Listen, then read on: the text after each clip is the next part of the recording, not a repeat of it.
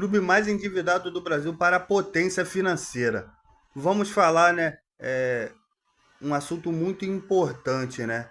As dívidas do Flamengo. Como podemos ver nesse gráfico, o Flamengo em 2012 tinha uma dívida em torno de mais de 700 milhões, né? No certo, 750 milhões. O Flamengo gastava muito mais do que arrecadava, né? O Flamengo tinha atrasos, né, de salários e era uma situação muito difícil, né? Nessa época, né? E o Flamengo teve muitos jogadores, né? Que ficou devendo, né? Jogadores, treinadores, o David, né? Como treinador, Vanderlei Luxemburgo, como jogador, Petkovic, né? Como treinador, Joel Santana, Romário, Ronaldinho Gaúcho, né? O Flamengo tinha muitas situações precárias. Uma das situações precárias foi essa entrevista do Ronaldinho Gaúcho, né?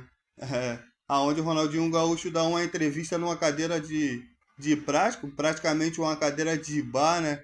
Podemos ver nessa foto o goleiro Paulo Vitor sendo carregado, né, por um carrinho que o Flamengo não tinha, né? Um carrinho maca adequado naquela época, né? Esse era o nível, tudo mudou, né? A virada de chave veio com uma nova gestão, né? O Eduardo Bandeira de Melo, né? Ele se elegeu naquela eleição de 2012, né? Final de 2012, para começar o seu mandato em 2013, né? E ele, no primeiro dia, né, do seu mandato, ele disse que se sentiu envergonhado de ir falar com os jogadores, né? Porque o Flamengo devia 3 meses, de 3 a 4 meses de salários atrasados. E ele se sentiu envergonhado de ir falar com esses jogadores, né? Mas ele foi e conversou com os jogadores, falou que a partir daquele momento ia ser diferente, que o Flamengo ia começar a honrar com seus compromissos, que o Flamengo ia começar a pagar os salários dos jogadores, né? A partir dali, o Flamengo começou, né, uma reestruturação, né? Com um time mais modesto, né, com jogadores que não era tanto jogadores badalados, né? O Flamengo começou a querer pagar as dívidas, a querer botar o salário atrasado em dia, então preferiu não contratar grandes estrelas, né? Porque era um custo muito alto, né? Então o Flamengo preferiu se estruturar primeiro, né? E do Flamengo não querer contratar jogadores estrela para passar por uma reestruturação, o Flamengo só teve um título importante naquela época, né? Na gestão do Eduardo Bandeira de Melo, que foi a Copa do Brasil de 2013. E ele mesmo disse, né, que ia plantar, né, para colher no futuro. Ele sabia que os títulos não ia vir de imediato, né? Então o Flamengo só teve aquela taça, né, de 2013, né, a Copa do Brasil. Dois mandatos, né, dessa gestão, 2 triênios, né, 3 anos dessa gestão.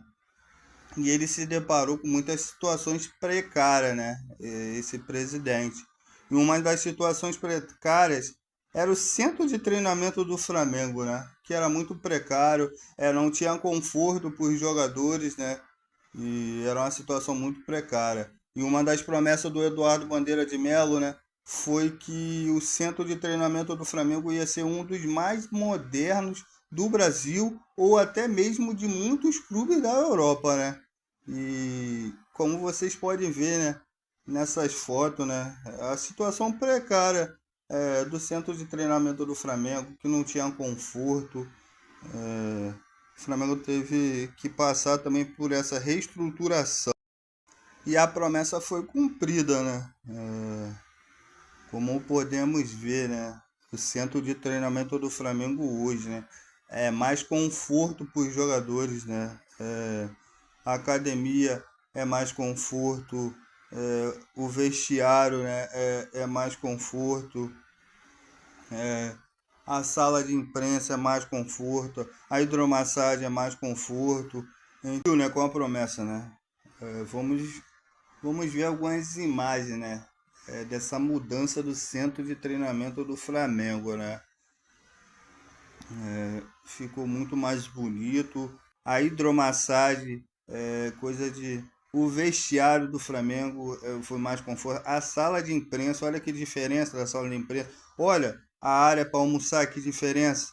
A sala do treinador, né?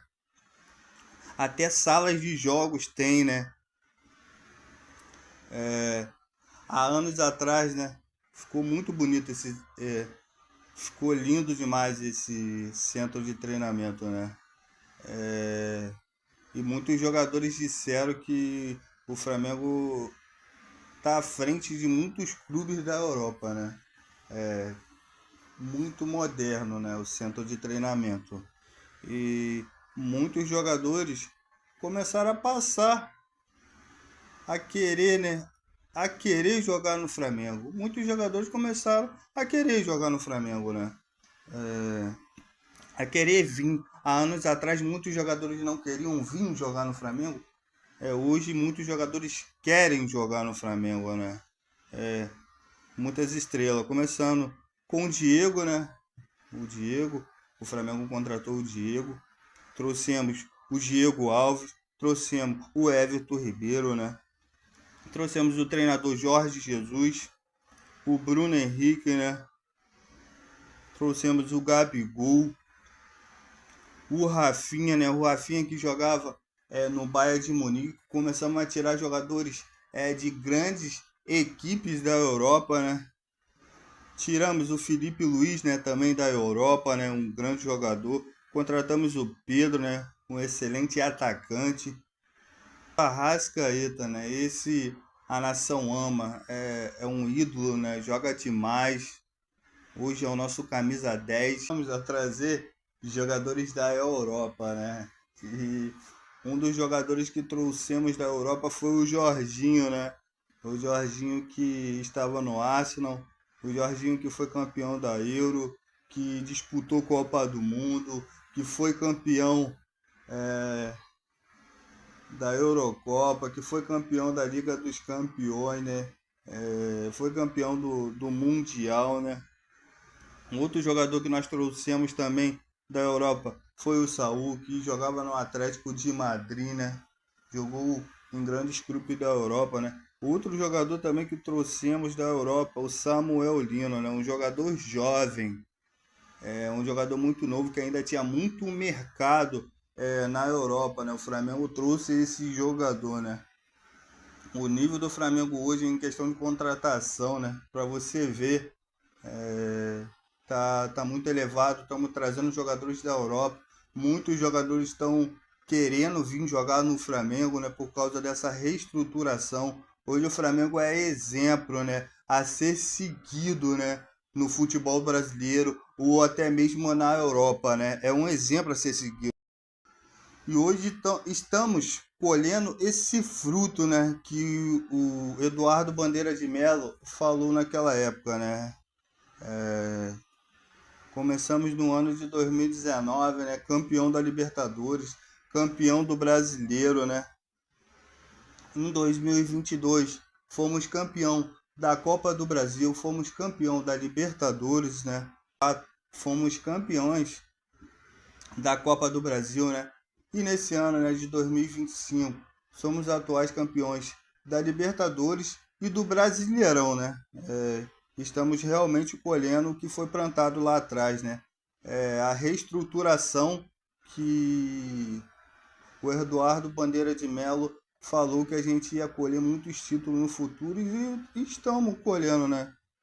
Esses títulos, essas taças. E a atual, a atual direção do Flamengo, né, fez o lançamento da atual dívida do Flamengo, né, em 2024, mais de 300 milhões, né, no exato 346 milhões. E essa dívida abaixou consideravelmente, né? E hoje estamos na casa de 96 milhões de dívida, né? E abaixou demais, né? E para 2026, a estimativa do Flamengo é de a dívida quase zerada, né? Serão 41 milhões que o Flamengo vai ficar em dívida, né? A previsão, né? Para 2026, né? Praticamente zerada essas dívidas, né? Os clubes querem só a bonança, mas não querem passar pela dificuldade. O Flamengo passou, sofreu e hoje colhe os frutos. Isso é gestão. Deixe seu like, se inscreva para receber mais vídeos como esse.